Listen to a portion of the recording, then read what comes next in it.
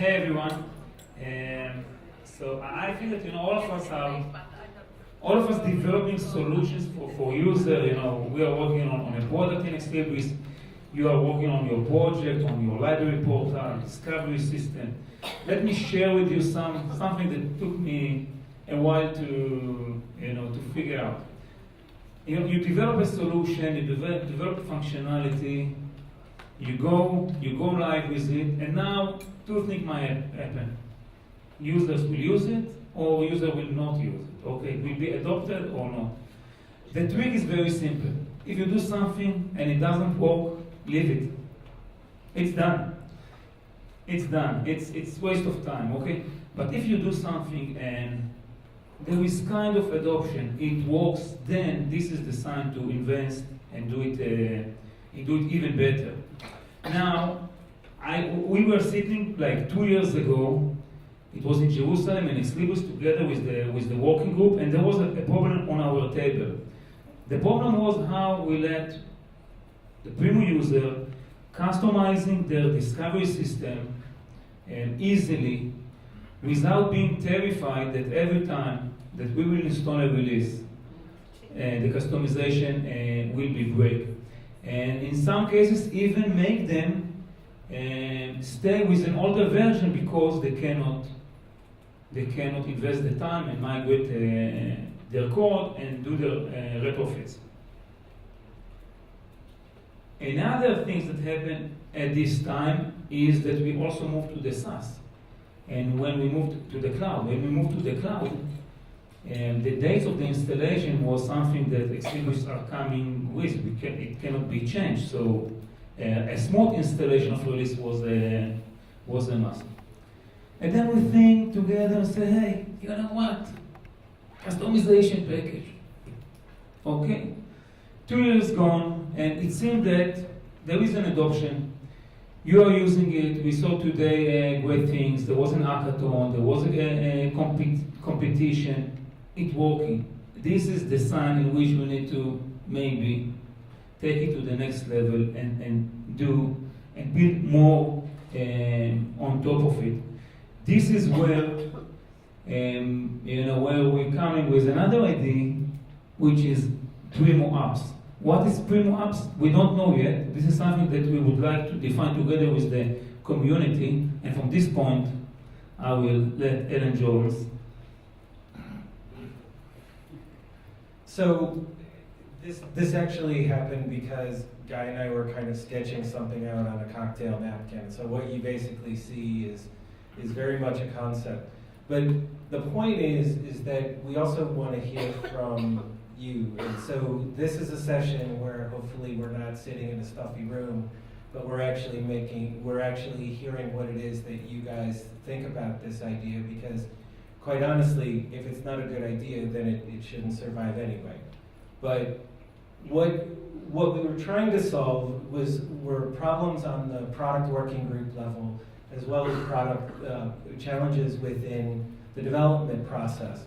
So one of the things that we thought was it's sometimes difficult to know what it is that's happening in the community and what it is that people are developing. I mean, right here we saw today that, and in fact, I actually think of Iluna's DevDay where Guy actually talked about social authentication and Mike said, wait a minute, I just did that. So here it is, Exlibris was doing something, somebody was doing something locally at an installation, and so we really wanted to kind of have a place where customer development and even some of the feature sets of things that are happening within the Primo application could actually live. So one of the things that some of the other problems that we had was all of us are using GitHub. So it seemed that rather than having this in a place where we were going to different places, I know my favorite search within GitHub is Primo-Explore, just to kind of look to see what types of applications people were doing. But that didn't really seem like it was the most effective way to actually find out what the community was actually doing. So one of the other things that we also thought, and I mean this is kind of pie in the sky, is this: getting contributors for your project. So if you put something up there and you put up a first draft, could there be something like a B2 for people who would be interested in that actual subject or that actual topic? So the idea behind the customization framework wasn't just to work on an individual project. It was also to see if there were others who were actually doing it, and rather than all of us building the same thing, basically that we could mobilize talent together to actually try to work on it together. So the solution, as we kind of spec'd it out, was it had to be located or available in a place that we all use. And so what's one thing we all use is back office. So one of the things that we were thinking about was, if there was a space within back office, how would we actually get a searchable index or something of the add-ons that people were doing, so that it would be easy for add-ons to be installed. They could actually find out when things were upgraded. They could remove them from their view package pretty easily. More importantly, it would encourage people who are kind of on that cusp of developing something to try some of these types of add-ons out. So you kind of get a sense of what it is that we were trying to tackle here in terms of taking advantage of community development, trying to actually reuse what was in GitHub rather than all of us creating the same Flash player or the same details problem. So that's how Primo Apps kind of came into its into being, or even as a concept. So the idea is actually pretty simple. It's that there would be a window or something within back office where the product working group or someone would basically manage an index file that would actually be in GitHub. So the idea would basically be, if you wanted your project published, you would actually contribute to this through a pull request. And then we would basically merge it with the index, and then it would be included within the back office Primo Apps application. So we'd basically be using the same tool. Now, of course, there are questions about validation. There are questions about, I don't know, I don't really trust the code that Mike writes or whatever. I mean, we could kind of talk about how that actually works. But as a concept, does something like this make sense? So you'll see here we kind of have an idea of, we're talking about using basically the exact same type of package JSON concept that we're all familiar with. And if people don't know what a package JSON file is, you don't really have a lot of business actually working in the Primo UI. But that's a different thing. But the point is actually that these are our index points for the actual apps, for the apps application, that would basically work something very similar to npm.io. So you would have basically your data points here. Here's some of the things that Nick is doing right now.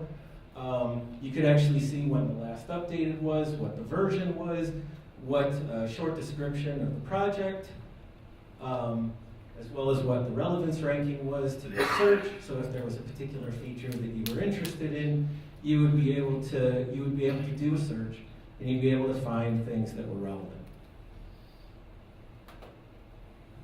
Pie in the sky basically would be, this would live in back office. So here's your little install button, here's your version, here's the component that the project is actually mapped to. Here's the description of the project as well as what the title is.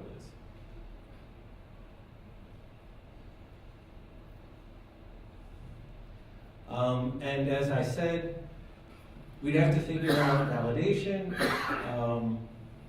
The store would basically be added the minute that the pull request was merged to the master branch. And it would basically be community driven.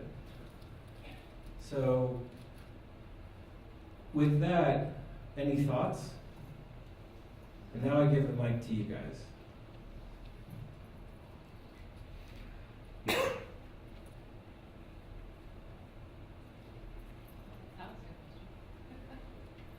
Or are we also white fed? Although you can hear me. Sorry, I missed the beginning, obviously. Was part of it that we'd be able to see how many people had it installed? Yeah, we could add that. Because I think that would be really important. It's like a voting. Absolutely. We love it. Yeah, that's actually a really good idea.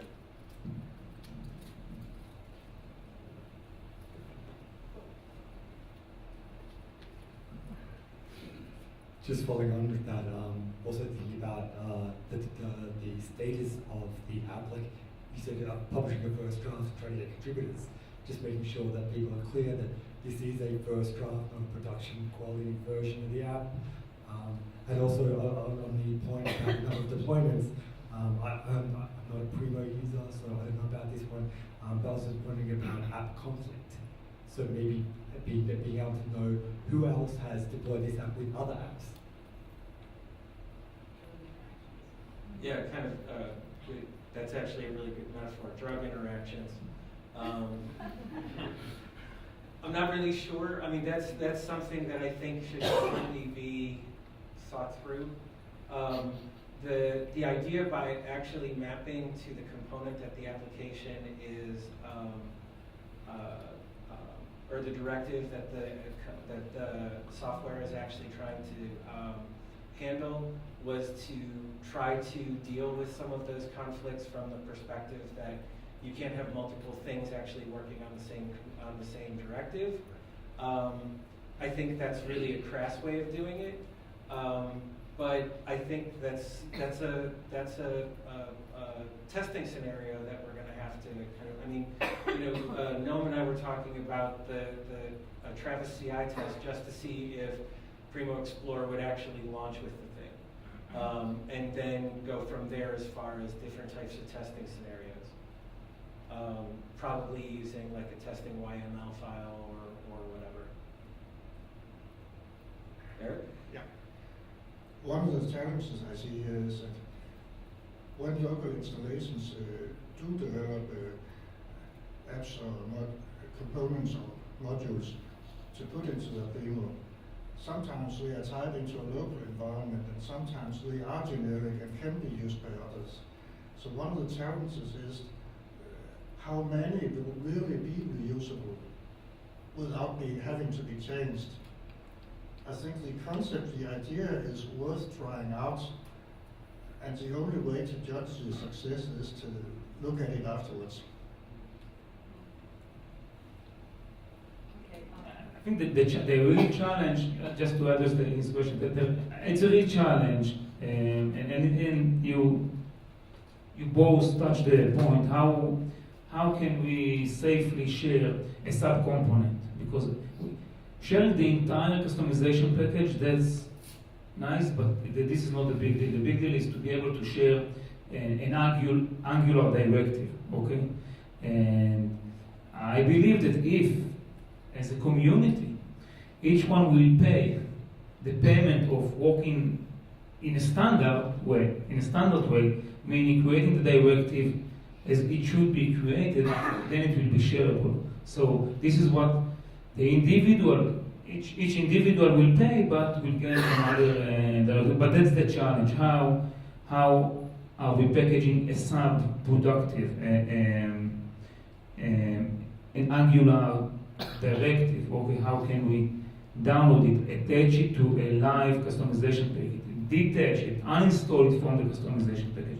This is a challenge, but this is things that it's doable. It's not rocket science. It's a challenge, but doable. Yeah.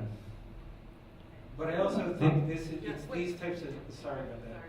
Okay. I just want to say, I also think it's something that's kind of a new relationship for ex-Libris and for the community to actually be working on.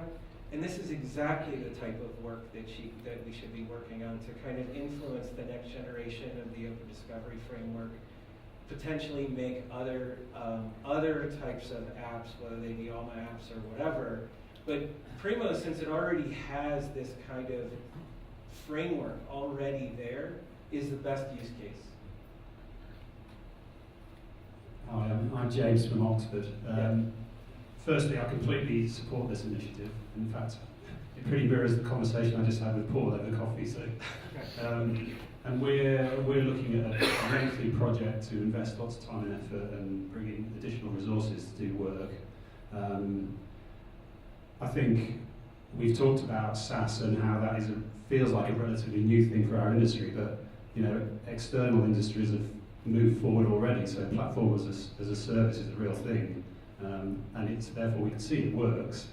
There's challenges around standardization, etc. I think in those other industries, though, there's a driver of commercial benefit, which is if I develop this thing through my resources in my organisation, I get to sell it in a marketplace. We're talking about a community here, which I think us as developers would be completely behind. I don't know what people think about the challenge of their institutions investing money in their resources and teams and then giving it away to everybody else. It's a good point. I think, believe it or not, the add-on that actually one of the add-ons that inspired this for me was Nick Budak's custom actions. Because I was just as surprised about how many forks there were to this as there were his actual code. And so that's part of what I was trying to struggle with. I mean, I think that you're right. There are going to be those scenarios where things are going to be public or whatever, but and there are going to be private adoptions of some of those modules. That's one of the things that we have to figure out. Can you take something out of the store and not necessarily publish it back? I don't know. And I think those are kind of the rules and the licenses and things that we have to kind of talk about. And I'm hoping that we can do that within the Primo working group to actually really kind of struggle with this and come up with a solution on it. Because I think that the other part of this is it potentially encourages other people who might be a little skittish in doing development to actually download and try a thing or two. And so there's that part of the community that I'm hoping to grow, as well as the other side of it, which is people who always come to DevDay and who and kind of are actively engaged in that conversation. What's that? And it also does get more eyes debugging, that's for sure. So, anyone else? Questions or thoughts, reactions?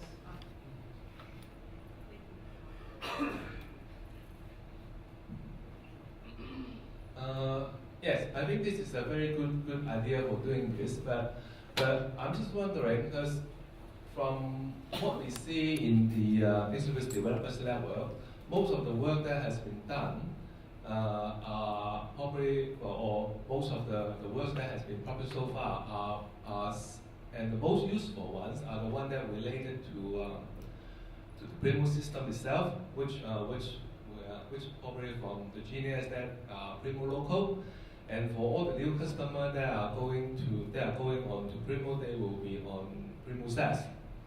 And for those people that didn't understand the base code for Primo, that how are they going to contribute to the Primo App Stores? I mean, is Exodus going to release a better documentation or some kind of source base for people to build on?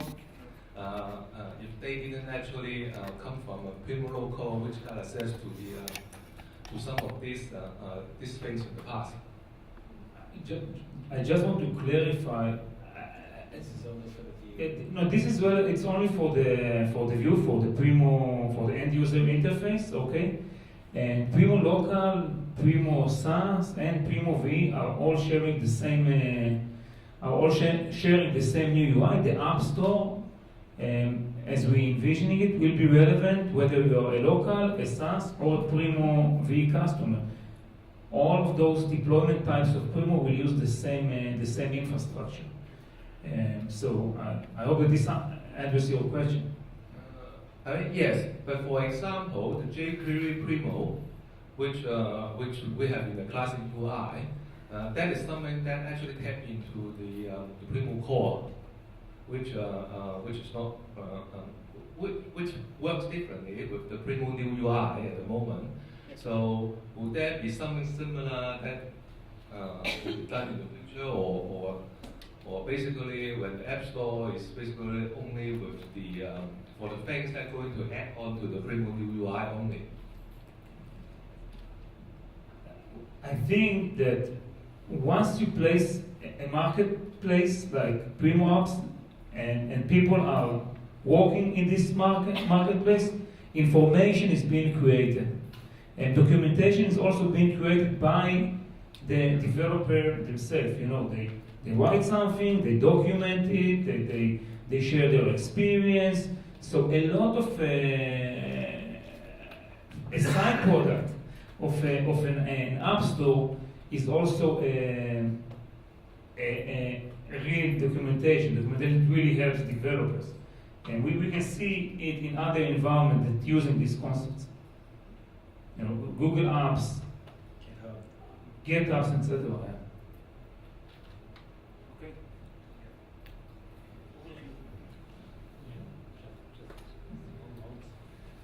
I think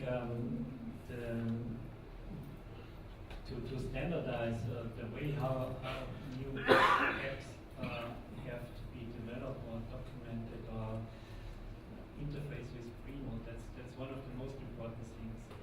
Because when I think about the third-party vendors, for example, in Germany there's a recommender service which is used in our, they have currently implemented using JavaScript, and it would be great if there is just a button in the back office where our institutions can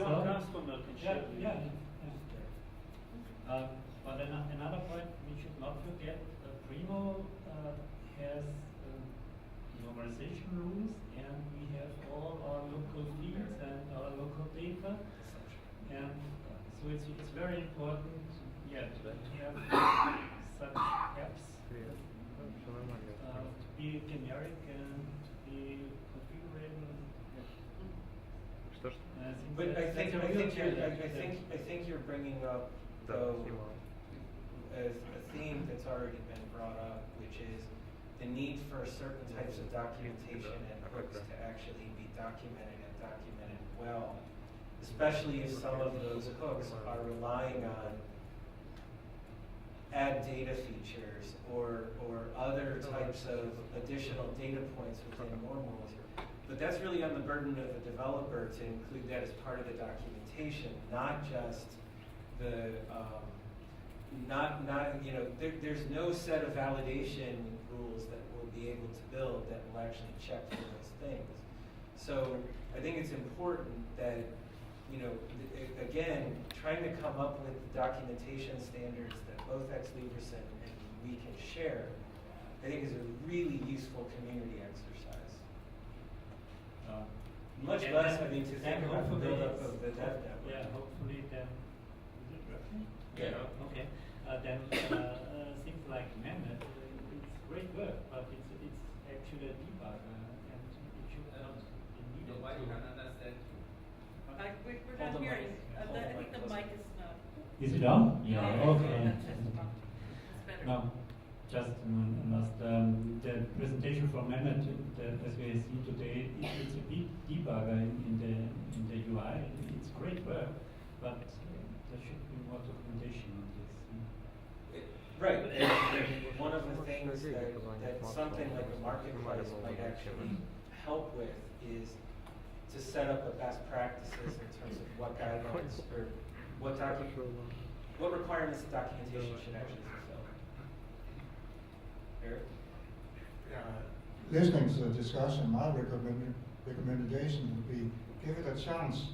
But when you open it, maybe set a time frame of 2 or 3 years and put up an evaluation whether it was worthwhile doing it after that time, and do that evaluation in the user community, Iglu Eluna, in cooperation with the vendor.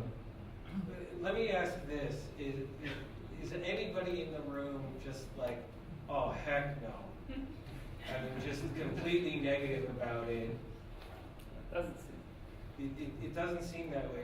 Are people relatively positive towards this? Do they think this is a worthwhile initiative to engage people who've been working in the new UI to maybe spend some clock cycles on a couple of phone calls or something to try to get some functional or some business requirements around this?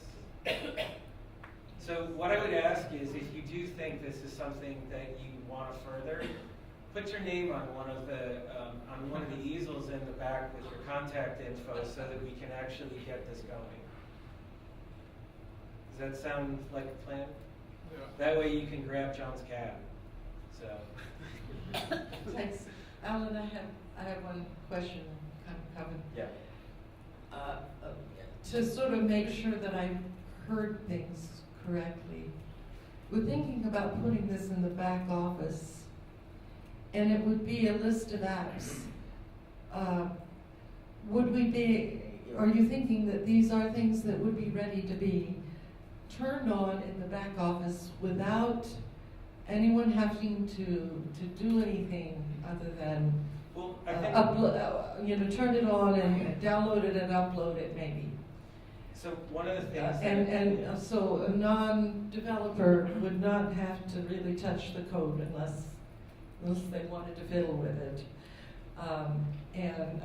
Yes, it would need to be documented. And I see this as kind of a continuum here. You know, developers putting up sort of scaffolding of ideas that they want other people to come in and develop on, maybe needs to be in a different section than things that we think are ready for people to just turn on. No, Okay. I would agree. And things that we think are ready for people to just turn on, but they can turn on at their own risk, maybe, are different than things that are so popular that Ex Libris actually looks at them and considers, excuse me, making them an official feature of Primo. Is that also part of the continuum? And I'm asking. You mean official apps? Yes, yes. Okay. Because it has happened before. Yeah, I think that's the idea. The idea is that people can go to the back office, click and upload or install apps, and it's there. I believe that some of the customer will start from something that exists and enhance it, like copy and enhance. That's also a technique. In some cases, take the example of integration with some recommendation service. It's special for Germany. Okay, if you take it to Yuval, the product manager backlog, he cannot put it, on top of his priority because it's only for Germany with a lot of respect to Germany. Here is where the apps coming. Okay, here is where a community, a regional community, a geographical community can come with an app that will serve 10 to 15 customers, in which for them it is very important. Yuval need to take care for 1,000 customers, so his backlog of feature is different. Here is where we think that it really helps. And just to kind of piggyback on something that Guy's saying, one of the other things that the community needs is a way to standardize how options and configurations for individual packages are actually built. So some people have a two options file. Other people actually embed things like base URLs within the custom JS file or whatever. And if we're going to build a kind of marketplace for this, agreeing on how that's actually done may make the configuration of some of these. I'm thinking that some of these services may require API keys, and if that's the case, then that means that some of these services are going to have an options file or something where the API key is installed. So these are the types of problems that I'm hoping that the community can actually engage in and work through. Mike? Yeah. 2 points. One, you had the pipe dream thing there in the back office. Yeah. Column that would be nice on there is configuration complexity, like low, medium, high. I don't think that you'll ever have all the apps in there that no configuration modification will, that's not reasonable. There'll be something you have to do based on the way people code. So if you had a column, then people could just focus on like low or no configuration changes required. The other thing, listening to some of the conversations here is, I would recommend considering a roadmap as part of the project, because the comment about I want to be able to have a non-technical person go into the back office and implement someone else's code maybe is something you want to do, but that ain't going to happen right away. It's going to be way down the road, but we want to put it somewhere where people know that we know about it, it's being considered. So as you put this together, see if you can get a roadmap. Because in the beginning, it's going to be a little chaotic, and we're going to make mistakes, there'll be complexities and whatnot. But what we want to do in the long term, people need to know this is going to be a 2 or 3 year project. Just my thoughts. Hi, yeah, just a quick thought. It's good for this out there, might sound a bit weird. But what about like the next level? I mean, imagine if you had a Primo page which is empty, and you, as the end user, could actually just drag components from the library to build your own Primo view. And you had a library of components which are provided by both Ex Libris and by the community, and then you could design your own views from scratch. Because at the moment we're working with a fixed framework, and we're kind of adding bits and pieces here and there. If you had... That's going to be his presentation to ignore That's performance 2 more years. Let's not now there. Cut it. But I mean, that would kind of, that's kind of like the ideal... So you're leading that working group, right? Yeah, so I just thought I'd throw that out there. No, I think that's right. To be thinking about views in terms of components is exactly the right metaphor. I think how we do that and how we engage it, you know, the way I look at this kind of a marketplace is this is a baby step to maybe something that's much more kind of flexible in that way. I do think it's something that, like I said, I think this is a journey that's different both for Ex Libris and for us together. But I think it's one that's actually really worthy taking to see kind of what the payoff is a year from now, a couple of years from now. And really, you know, I want to see a DevDay where people are actually presenting these components and they've got 353 installs on skins, and we're actually seeing, you know, people engage at that level. Or maybe it's more than just you or somebody else presenting some of their stuff, but a team of people who are not geographically located somewhere actually working on a team project of German recommendations for articles, I don't know, whatever. But I think that's the way we're trying to move towards. I mean, one of the things that happened at the coordinators meeting at the very beginning, and it's actually been a theme throughout this entire conference, is coordinated coordination. You know, in the sense of, no, seriously, I don't know half the time what's going on in Alma, and you know, Betsy and I were talking about the fact of how much, you know, we need a message board or something just to say this is what the community is doing, and I need to know a lot of the things that she needs to know, and vice versa. And I'm thinking, how do we take that to the next level to the community to talk about their coding? And I think this is a really important way of trying to mobilize expertise together around common themes. And so that's really, and aside from the fact that I'm really lazy and want you people to do all my work. But in all seriousness, I think that's the next step for the community and the next step for user engagement for us. Can I let me qualify my statements that I'm quite new to Primo and I've spent less than 10 hours on the new UI, so it sort of, from your descriptions, it felt more appropriate that it sat somewhere within like an ideas exchange sort of style interface. Possibly, yeah. Rather than in the Primo back office, because the action of hitting install on the Primo back office, especially as a multi-tenant environment, it sort of feels like you pushing into into somewhere that it doesn't feel so. If I've got a workflow of working on a repository locally and then sort of zipping it up and pushing it into Primo, it feels really weird having this thing being injected at the back end.